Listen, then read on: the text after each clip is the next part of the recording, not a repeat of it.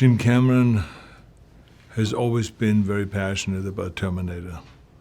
I think that the very fact that it kind of started both of our careers in a big way, I think had something to do with that. I think that's why I'm passionate about the project and about the idea of Terminator, and to make it kind of go on and last a long time. And I was very excited because he's a busy director.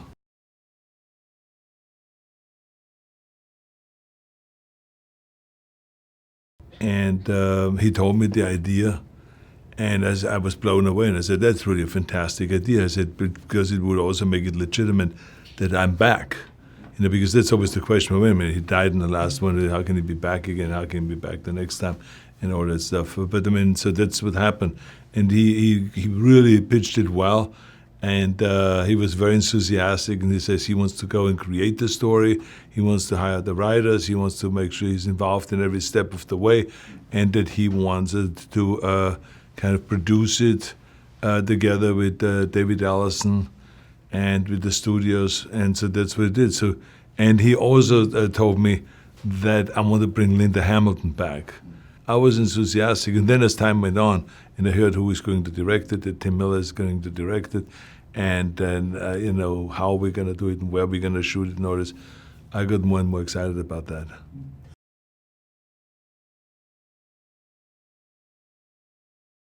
She has set such a high standard in those two movies that I was wondering, you know, would she be able to do that again? And then when she came in, and I came to the set and I saw her work, I said, you know, I can't believe that here's a woman that is, I don't know, almost 60 or whatever her age is. Can't remember now. But I mean, it was like really amazing in what shape she got herself into, that all of a sudden here was this hard-looking woman again. The way she acted was really badass. And she was very good with the weapons again, and with her physical movements, and with the fight scenes and everything. I was really impressed. And but you know, this is what makes it then believable, because I think that most people would say that they rather watch, you know, man in action movies.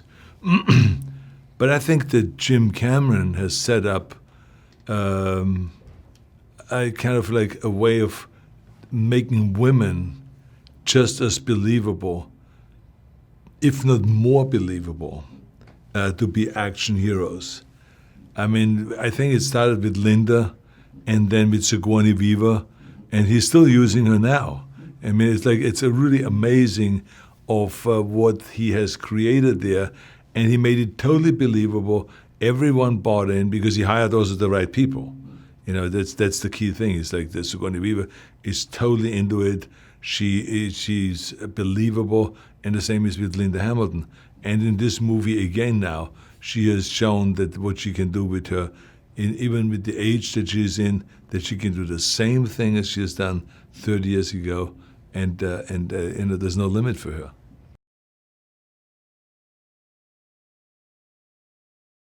Well, Tim is a jewel of a guy. I mean, he's very creative. He knows visual effects very well. He works extremely well with the stunt department and with all the departments. But the stunt department is an important one, because if you understand the importance of stunts, then you spend a lot of time with that department. And I think because there's so much action in a Terminator movie, so you have to be really familiar with stunts, of what they can do and what you can pull off, so that you know at what point do we start with visual effects, and at what point, how far can we go with the actual stunts. And so he felt very comfortable with the stunt department. And he also, I think, was very good with the actors. When he got on the set, he knew how to direct. He knew how to kind of pull you in and to make you kind of get into the scene. He was inspirational, the way he inspired you to get into the scene and into the character. So I think he was really wonderful to work with. I just loved him. And like I said, he's also such a great human being. You know, he's a real class act.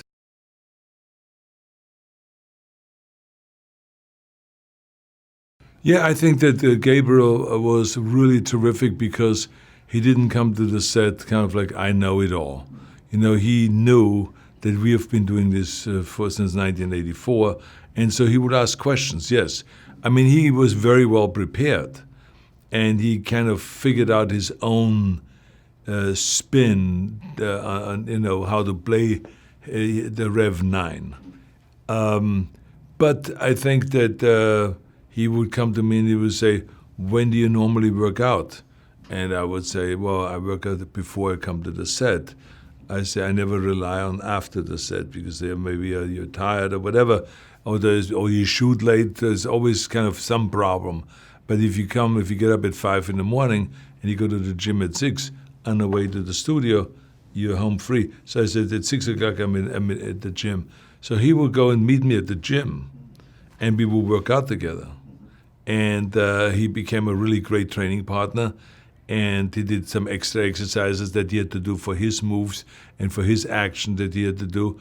And he asked me questions throughout. And it was really great. We created a really great relationship.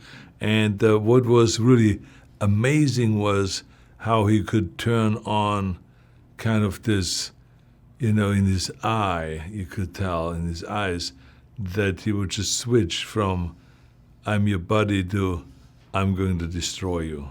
So that was really good, the way he did that. He just really snapped into that mode, and it was like the Rev 9 that was there to destroy me. Terminator Dark Fate picks up Sarah's story 27 years after we've seen her in Judgment Day. So we don't really know where she's been, but her situation has changed. She's still fighting the fight, but doesn't have the same mission, because I can't tell you why. So we meet up with her 27 years later, and she's an island, you know, a friendless woman carrying on a fight, really not the same fight, but against the machines still.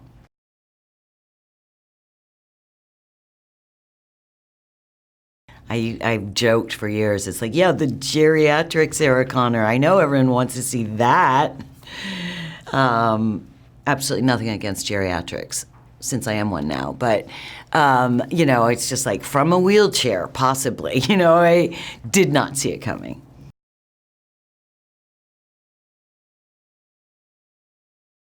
Well, he gave me a very sort of brief synopsis of where they hoped to take the story and the character. It was not really very well defined at that point. The script hadn't been written, and it took me weeks to agree.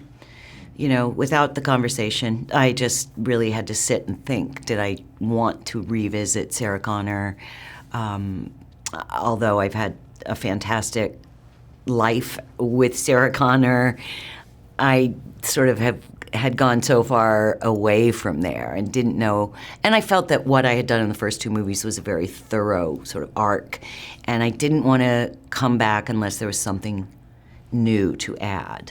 But I was so intrigued by the fact that all the time has passed and the situation has changed, and it gave me somewhere that I might be able to go.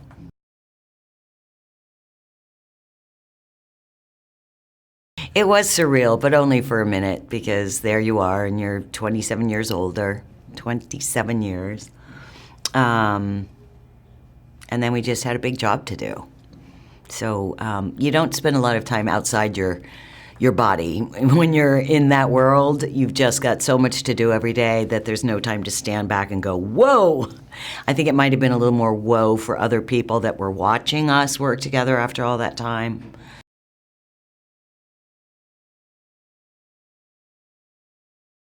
Absolutely wonderful. Different director from James Cameron, which is good. We don't want to, you know, try to like copy Jim. He had his own very good, strong image of what he wanted and set about it every day, just so calmly, so in charge. absolute great leader. And, you know, he definitely has his own imprint on this film. He's his own being, and that's probably a real triumph, because when you're trying to work with Jim and do work that's of the caliber that Jim did, I think it would be very hard to maintain your own voice, but Tim definitely did throughout this whole experience.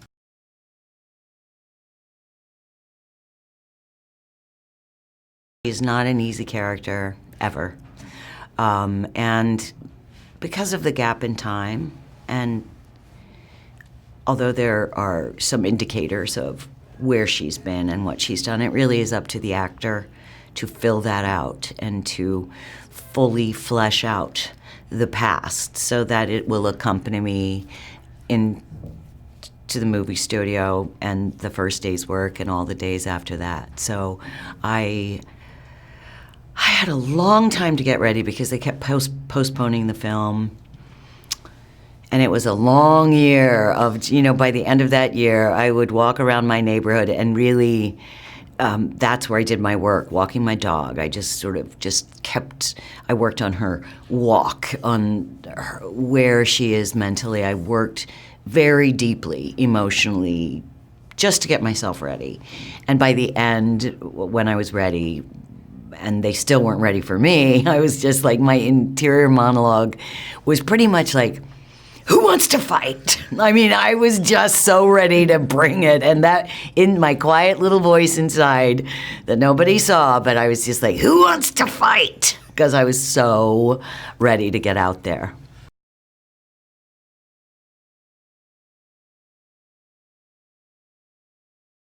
It was weird to pick the guns up and not be as good as I remembered or as the world remembered. My hand strength has changed. Things that were very easy in 1991 suddenly weren't, you know, just even releasing the mag or the safety. And then the more comfortable that I got with them, the more I reverted to 1981, which is, we don't do this anymore. We don't do the teacup. But that's what I had learned, and then the more relaxed I got, the more that muscle memory kicked in and became wronger and wronger and wronger. So it was frustrating, you know, the brain, the older brain that hasn't really had to learn a lot, sort of isn't as solvent. The body wasn't as cooperative. I found it very frustrating at first. And we worked him and worked him and worked him and worked him until I was comfortable. But we rehearsed a lot.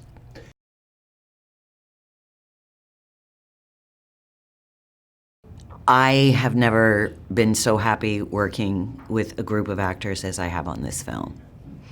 The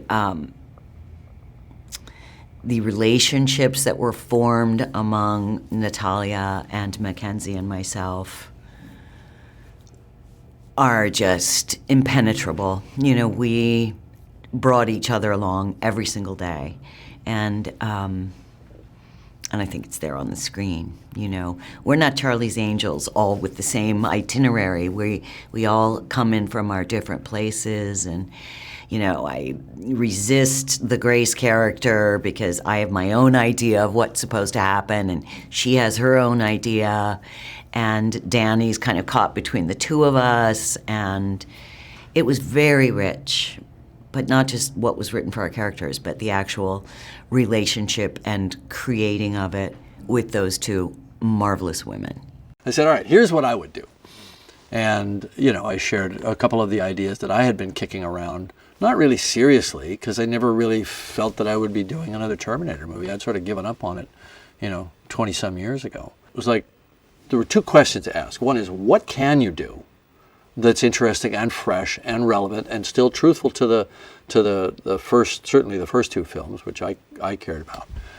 And what's relevant to now, 2019? You know, what do we have to say? What can a Terminator movie, which is a product of the 80s, have to say now, decades later?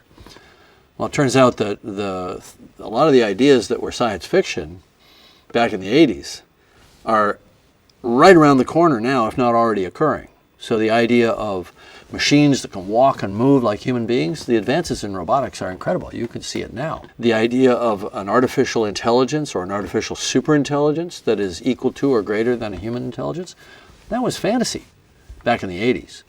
You know, that was the stuff of, you know, HAL 9000, and Skynet was a product of science fiction. Now, people are talking seriously about, is it going to be next year, next decade? Nobody, or very few people, are saying it's more than 20 to 30 years away. Equal to us, or superior. Because I think the thinking is that once it becomes equal to us, it can iterate itself and expand exponentially. And then we will have created that which is so superior to us that it decides it doesn't need us.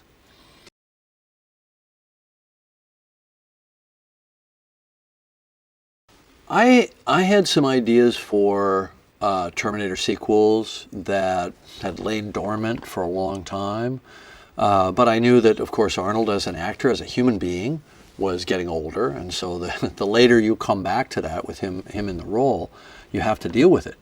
But I thought, let's make that an asset. All right, so we're going to cut to a Terminator that was sent back in time to sometime in the 80s or 90s, missed his or hit his target, and had no further purpose, and was waiting for orders from a future that had ceased to exist. Because when Sarah changed Judgment Day, and her actions led to the demise of Skynet, or the non-emergence of Skynet, really, it never existed in the first place. Terminator had no boss. He's got a learning computer. His central processor is a neural net chip. It's a learning computer. He's given a mission not only to execute his specific mission, but to blend into human society so he can operate, so he doesn't wind up with all the forces of human society against him, hunting him down, destroying him. So he can just kind of blend in and be an infiltrator. That's the concept, right? What happens if you leave that learning computer switched on, learning with the goal, the programmed goal of becoming human, for 25 years?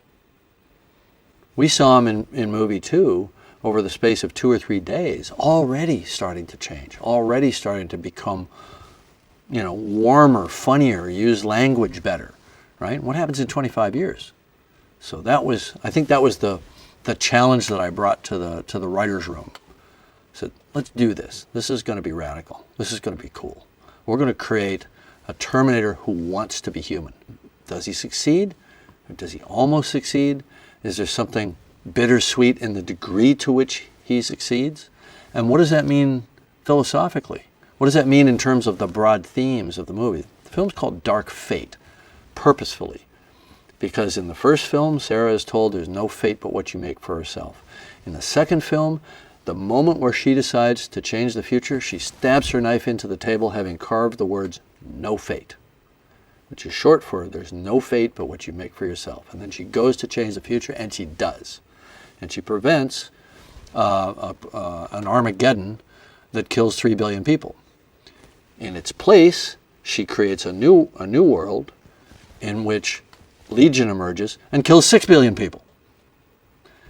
So every action has a consequence.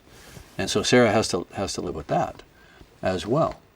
But to me, ultimately, it's an empowering message. It says that your existence can have a purpose if you give it a purpose, and your existence will have an effect. Has an effect on the people around you, certainly. We all feel that. But what's the effect downstream? Amplified over time, like a butterfly effect. It could be enormous.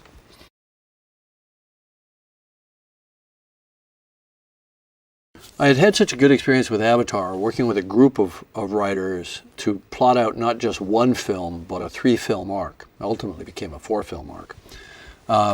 And I thought, well, that was a very rewarding experience, a lot of great feedback in the room, and from it came a very strong story. So I proposed to Tim and David Ellison, my fellow producer on the film, that we do the same thing. That we get a writer for the new film, and then a writer for its sequel and for the sequel after that. Now maybe those never go anywhere, but at least we'll have thought through a greater story arc. And it also was just a more fertile environment. Tim also brought a wrinkle to that, where he brought in 4 or 5 of his favorite science fiction writers, authors, novelists, and said, if you were going to do a Terminator novel, what ideas would you explore? And so it started out with just a crazy idea fest where ideas were just like popcorn going off all the time. And we just chose from that and winnowed it down. It was a process.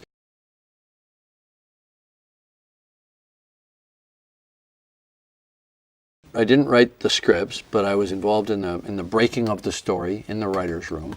I did some script revisions. I wrote a few scenes after the movie started production to kind of focus it more toward character and make the scenes maybe sort of fit the sets, you know, the places that they had found and things like that. And some problems that frankly hadn't been solved because it was kind of a fast pre-production and we were just charging like a locomotive toward the strata principal. So I wrote some scenes and basically just throwing pages in front of the moving bus, you know, and the actors were having to learn stuff the day of, you know, which I'd never really experienced before, but I think it actually did help the film. And then refine some of those ideas in the editing process after the fact, you know. So those are my two main areas of involvement.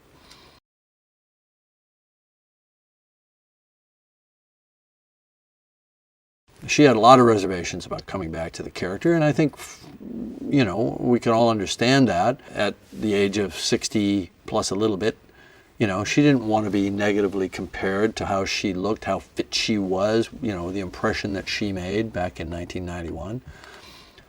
But on the other hand, you know, and what I told her, reminded her, because she knew it, was that people loved this character. They loved your character. They loved you in 1991, and there's been a lot of, you know, sort of attempts to emulate what you did, never as successful in my mind. The combination of the physicality with the nuanced performance. And I think people would be very curious to see where Sarah is today, what she's like, emotionally, mentally, physically, you know. And Linda took on the physical challenge. She trained for 3 months for the movie in 91. And I mean, Linda is just one of these incredibly annoying people that just walks past a stack of weights and builds muscle. You know, she could just smell the weights and she builds muscle, right? Now, cut to 25 years later, it's a little more work. So she trained for a year with a guy named Mackie Shilstone that was a guy who like trained quarterbacks and champion boxers and things like that, like really top athletes who were just past the cusp of their prime and you know, holding on to their, you know, multi-$100 million a year careers. So he really knew the mechanics of the body as it ages, and he just got her into the peak condition that she manifests in the film. It took a year, you know. In fact, actually, the film was slightly delayed, so Linda had peaked, and she was like, "Let's start shooting. I look great."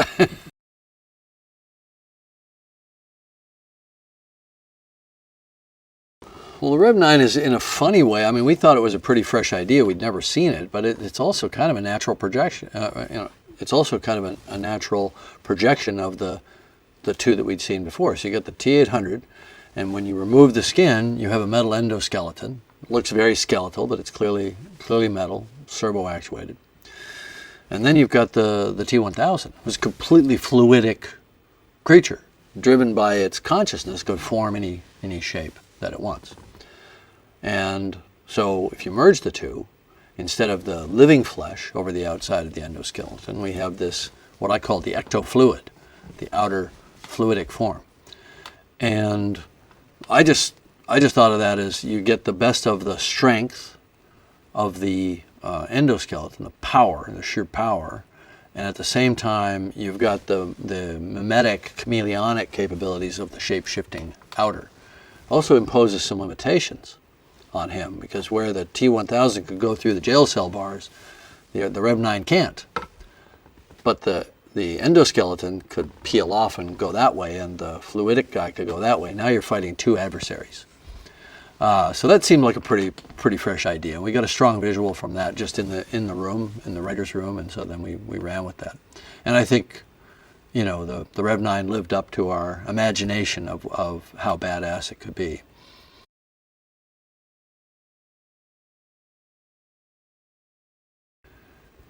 I think when you go into Dark Fate, hopefully you're expecting a legitimate continuation of the story that you know. if you're a fan, or even if you've just casually seen the other films. This film is exactly that. It's a continuation with characters that you recognize. But unlike some of the worst aspects of some of the sequels that lay in between, it doesn't waste time paying homage to those earlier films with similar set pieces. We just don't waste time with that. You're seeing new stuff, new situations, familiar characters, and a familiar narrative taken into completely new territory. And we're not wasting time paying homage to the early movie, the earlier two films. We're doing new stuff. So I think it's that sequel which is both respectful of what came before and a logical continuation, and yet fun and fresh on its own terms. I play Grace. I'm a soldier who comes from the future for reasons that are not initially clear, and lands in Mexico City and is there to find Danny Ramos.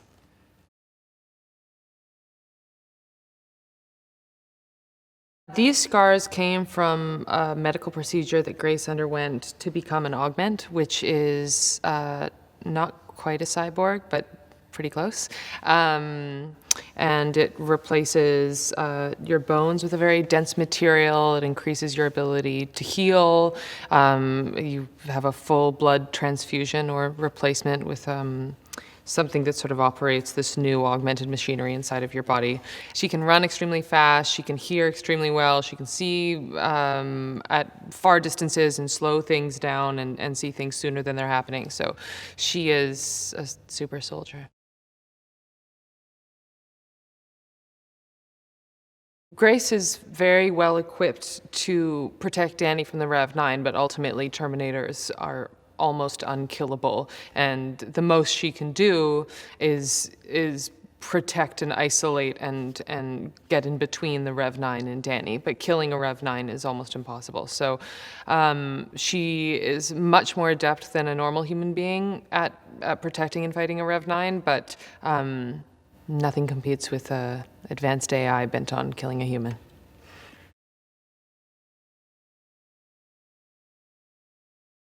I mean, it's a real hero's journey. She is this sort of nobody who gets plucked out of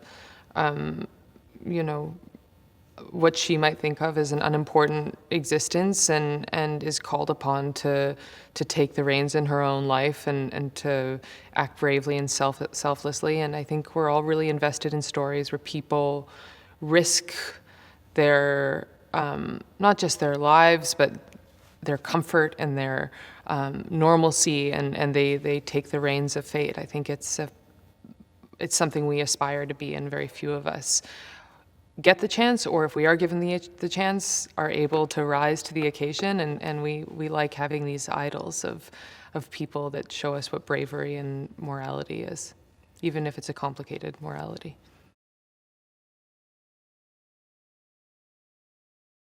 I got to work on it with Linda a little bit, and meeting her and just learning more about her journey and how interesting it is to have this woman who is this 20-year-old or 25-year-old,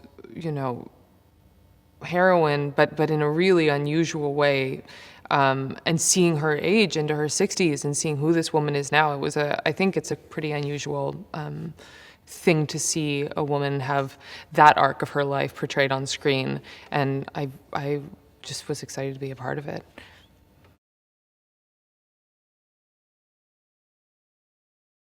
I can't imagine this movie with another two actresses, not just because I love Natalia and Linda so much, but it's a very delicate balance having three people in a group. I mean, there's a reason three's company. Like, it's a hard balance to strike, and it's been so sort of seamless and loving and wonderful, and we've all found it really hard and challenging and rewarding, and like just the whole gamut of emotions you could have about a thing that we've experienced and we've all experienced together, and I think we've been able to be really weak around each other and really strong around each other, and it's just been such a wonderful thing to go through this with them. It's it's been one of the best experiences of my career.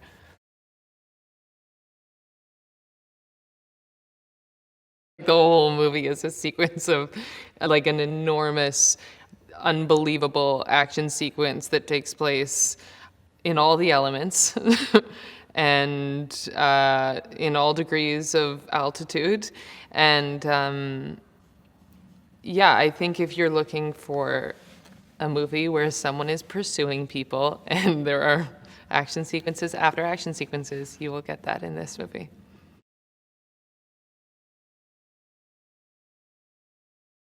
I think Gabriel is doing an incredible job playing Gabriel, the Rev 9. His physicality is amazing, and watching sort of where he started. And I mean, we've been shooting separate movies a lot of the time because his sequences are not tied to ours. For a lot of the movie, he's pursuing us, and then there's the times that we come together. But a lot of the movie, we're sort of separate. So he'll go away, and then I'll see him in a couple of weeks. And just the way his physicality and his mannerisms have changed for Gabriel are really, really beautiful to watch. He's like a dancer. They're really, they're great. So whenever I get a chance to fight him and perform against him, I feel awed by how much time he's had to put into the physical aspect of it, because it's an amazing thing to work with, and it really does, because he's made himself so precise. It really does feel like you're fighting an advanced machine.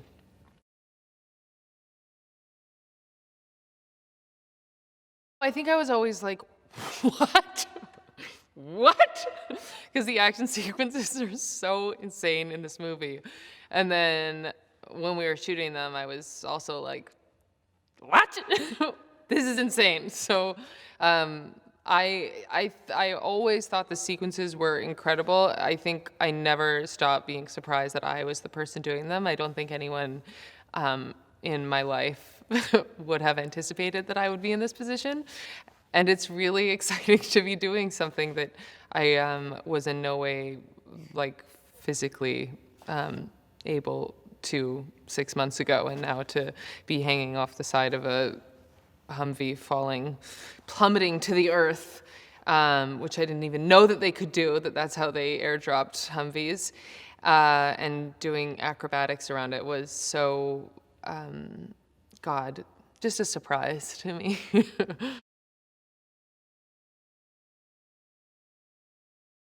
Tim is such a buoyant, lovely person to work with, and he just keeps everyone so excited about this thing we're making, and doesn't get bogged down in the technical difficulties of making a movie of this scale, but really just loves the process and is so excited about the story and the images that he's going to make. And that's such a lovely thing to be around every day, especially when the work you're doing is really physically demanding, and you wonder sometimes if there's like enough time to really act in the midst of all of this physical work. But he makes it all feel really exciting.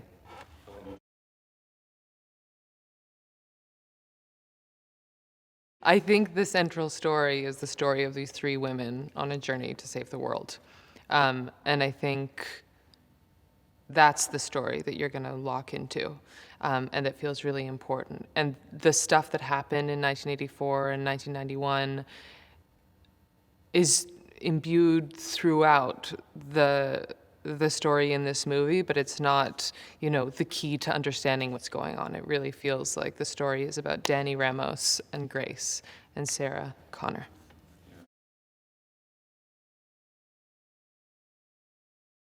When Arnold finally got here, it was both so mundane and so surreal, where we were already in the routine and had been working so much, Natalia and Linda and I, for 2 months by the time Arnold arrived, or maybe even longer. And we were excited, because it's so exciting when you're working every day on a movie to get like fresh blood. And it was so exciting when he came. But then you're just back in the everyday work of it, and you get used to something so quickly, and then every once in a while I'd be like, damn, that's Arnold Schwarzenegger. And then you just get back to normal. So it's funny, those things that feel sort of extremely, normal and part of your day, until you just realize that things are a little bit heightened in a way.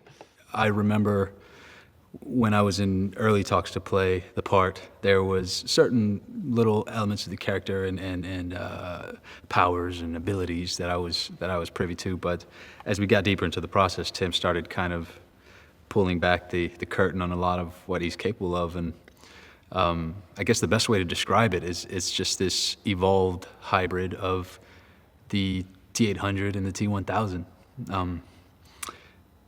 Hard endoskeleton, matte black alloy endoskeleton with a mercurius liquid exoskeleton that can operate remotely from the central CPU, I guess. So, which is really great because it's this this heightened sense of or this heightened ability to pursue the target and triangulate the target and corner the target, and there's really great moments in the picture where I do just that, and I'm starting to kind of converge on either Danny or Grace or whoever it may be. And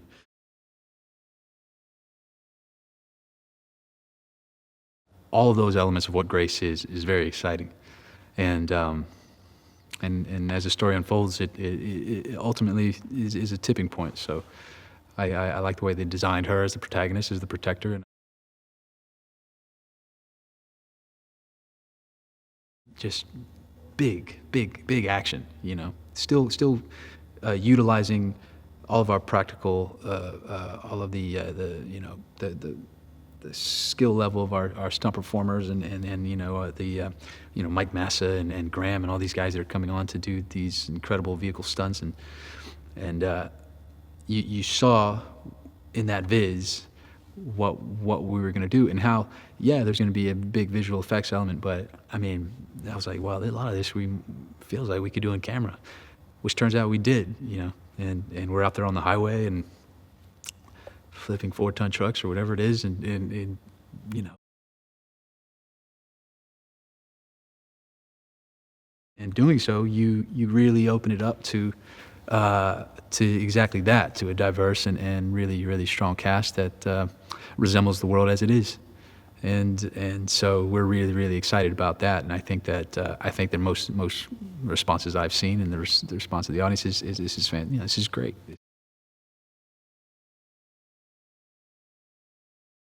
You know, Sarah Connor is in our film. You know, Sarah Connor is in the story. She's returned to the story, which is, for me, being a huge fan of the franchise, that was it for me. I mean, 2 years ago, we found out about that this film was being made and that she would be central to the story and she would be returning, and it was enough. That's all I needed to know. I mean, I joke about it all the time. I was like, my ticket was bought then.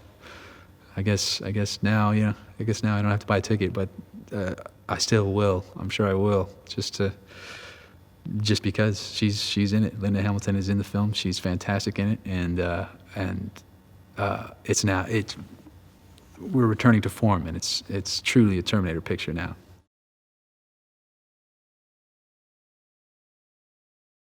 I think people are a fan of the Terminator franchise because of what seems to be the inevitability of the subject matter, you know?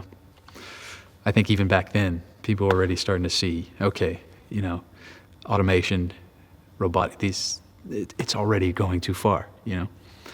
And here we are now when I very much believe that AI has already kind of taking a pretty strong hold on us and is affecting the way we live our lives, you know.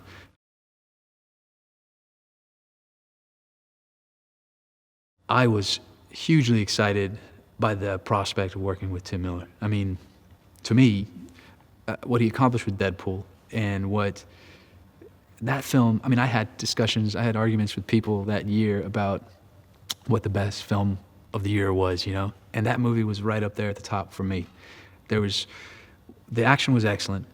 The balance, you know, on a knife's edge between the comedy and the action and everything else was really well handled. And above all, I found that film to be one of the best love stories that I've probably ever seen, you know? And I was like, man, I knew very little about Tim before that. And then had been kind of eagerly anticipating what he'd do next. And then finally, as I mentioned before, it was revealed that they were doing this film, that Linda would be in it, that Jim would be executive producing, and that Tim Miller would be directing. That was it. You know, I was like, this is going to be great. My character's name is Diego. He is a very happy-go-lucky guy. You know, he's a bit of a lovable mess. You know, he's the older brother, but really the dynamic between Danny, played by Natalia, and Diego, she's really like the older one, or acts like the older one in the relationship. He's not very organized. He's a dreamer. He's always kind of like living in his own world.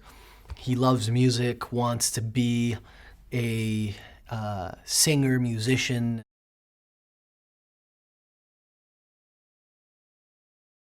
Looks so easy, so cool, and wow, like you just don't realize like all the, the tiny seconds, and when Tim would come up to us and, it'd be 110 or 115 degree weather, shooting in this old beaten up Ford with no air conditioning. He's like, okay, so this part is right after the second turn when the Rev 9 crashes through this, and then it's after the fifth turn over here, and you're just so lost because you're shooting a second, a tiny moment in this huge puzzle. It's fascinating.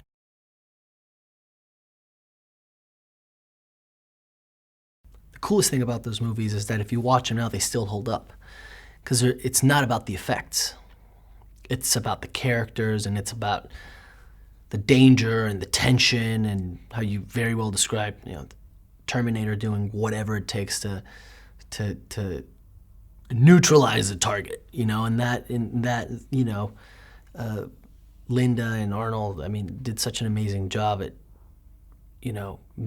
grounding it and making it believable. That's what I think is amazing about those movies, that they still hold up.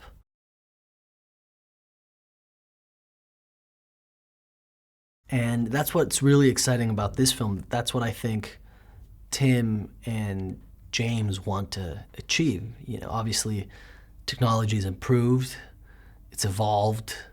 Things you can do today are, way different to what you could do back in the day. So, and if someone knows how to work with special effects, it's Tim. So that's his specialty. But they're not just leaning on that. They're really trying to show the emotion in these characters and just making it as grounded as it possibly can be.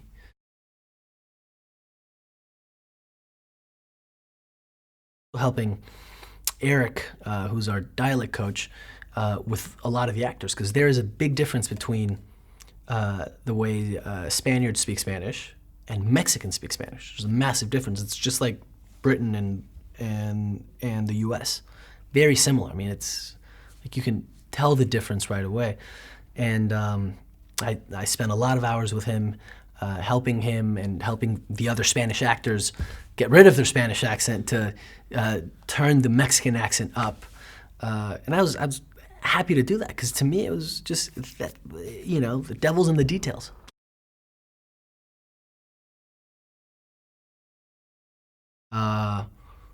And then when we actually shot the scenes on the day, I was shocked. I felt like I was in Mexico City, from the cabs to the buses, which are called microbuses. Everything. The street signs, the food, even the smell. I was like, man, this smells like Mexico City. And I went immediately up to Monica and to the art department. I was like, wow, guys, you guys killed it. People should go see Terminator Dark Fate on a big screen, on IMAX. We just all saw it on IMAX, and I was extremely impressed with the clarity and the detail of all of the effects. That was something that, for me personally, I was definitely excited to see it when it was photoreal, and once it was, it blew me away, man. So go see it on the biggest screen you possibly can. And it's just important, I think, to go and see movies and treat them as this communal experience. There's not a lot of things that we all get to do together. I think going to see movies together is really important. Yeah, I do think it's part of the experience of just like going to a theater and the whole, ritual about it. It's also, it's an action movie. It has tons of visual effects, and I think it's great to just like see them and enjoy them. Like they are meant to be seen.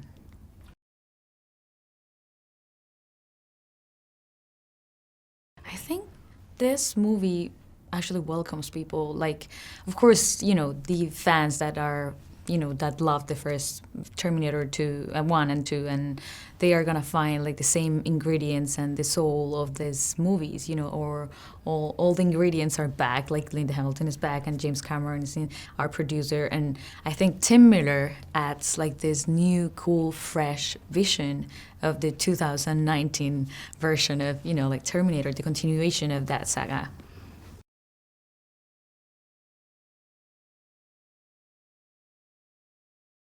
I mean, I think Tim Miller is the perfect person to direct Dark Fate because he is such a Terminator fan himself, but he also has his own vision as a filmmaker, so he's able to sort of satisfy all the things he would want to see in the Terminator movies and things that he's missed from some of the other entries, while also having his own vision for the project. So it's this really lovely combination of honoring all the stuff that was great about James Cameron's Terminators, but giving a new spin on it.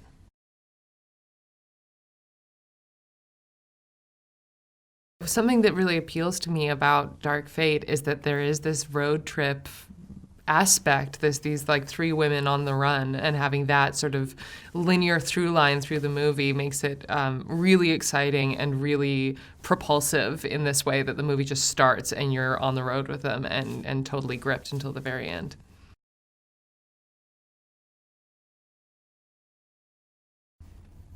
I can say sharing a scene with Arnold and Linda is just madness. It's complete madness. You're watching them in roles that they defined, and they are the essence of those people and machines, and just to see them decades later still have such a great understanding, and to see that these characters just live inside them, live in their bones, that to be there to witness it was incredible.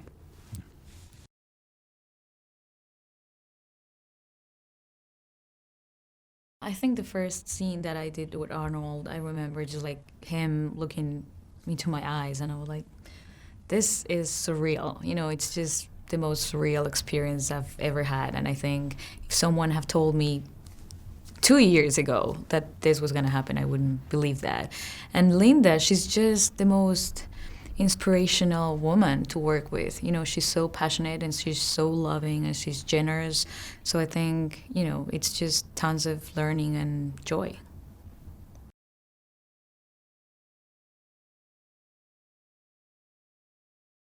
The toughest thing I had to do during the shoot, there's a waterfall sequence in the movie where we're hanging at 90 degrees inside of a Hummer getting pelted by however many tons of water. It's really noisy, and it was during a period where we were in 5 weeks of night shoots, so we were just so tired and sun deprived and uncomfortable and a bit sick, and after doing all of this, there was one night where I had to keep exiting the Hummer into the waterfall and then climb up on the outside of it, and every moment that I had to open that door again and re-submerge myself in this pelting waterfall was just like, why have I chosen to do this with my life? And if I may add, there was originally Tim shot it to where it was kind of on a maybe a 45, right?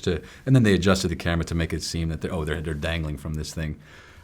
But then it's just slowly kind of just got clocked a little bit more, and then a little bit more, and then all of a sudden they're just like straight 90, just hanging from this dam. It's incredible. But they were troopers. They were amazing. I agree. I think that month of night shoots were crazy. I mean, it's just like, when I finally thought I was not jet lagged anymore in Budapest and I was just on time, like we just started working from 6 p.m. till 6 a.m. and just your brain, I think, just doesn't get it. So we were just like all night long underwater. It was like 12 hours underwater acting, and it was really intense. Yeah. Yeah, totally. For me, prior to this, my longest stint of nights was like 2 weeks. And then this one we had I think it was a full month of nights. 5 weeks. It was 5 weeks. Yeah, a long time. Yeah. And but I would have to say, the water elements were something. For me, I almost drowned when I was like 5. My cousin came in, he saved me, and all this other stuff. So I've always had a thing with water. I tried to overcome that fear when I was in high school and I became a lifeguard and everything else. But still, it's there, It's still the seed of it, still in your mind. And then we had to do all this underwater combat, and I'm down at the bottom of this 30-foot pool with my dive buddy Dave, is the only guy keeping me alive. And you're down there fighting, you're doing everything. And that was I wouldn't say difficult, but it was something that certainly I felt the challenge of it. You wouldn't say difficult. No. No, just confirming. No.